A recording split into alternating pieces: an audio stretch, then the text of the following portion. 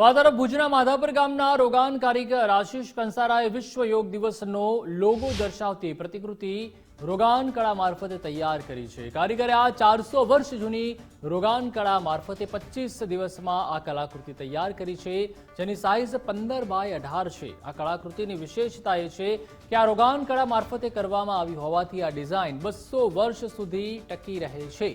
આ કલાકૃતિમાં કપડું ફાટી શકે છે, પરંતુ તેના પર કરવામાં આવેલ રોગાન આર્ટ છે તે ક્યારેય બગડતું નથી। ઉપરાંત ખાસ કરીને આ કળામાં ઉપયોગમાં આવતા રંગો ખૂબ જ આકર્ષક હોય છે। તેમના જણાવ્યા પ્રમાણે કૃતિ તૈયાર કરવાનો ઉદ્દેશ્ય યોગનો મેસેજ વિશ્વ કક્ષાએ પહોંચે તે છે।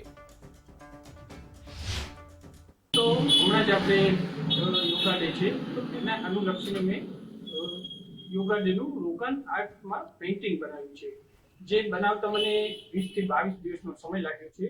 અને આપણા જે વડાપ્રધાન છે શ્રી નરેન્દ્ર મોદીએ જે યોગા ડેને આખા વર્લ્ડમાં બહુ જ એને ફેમસ કર્યું છે, એના આનંદમાં એના ઉત્સાહમાં જ અમે આ રોગાન આર્ટનું પેઇન્ટિંગ મેં બનાવ્યું છે।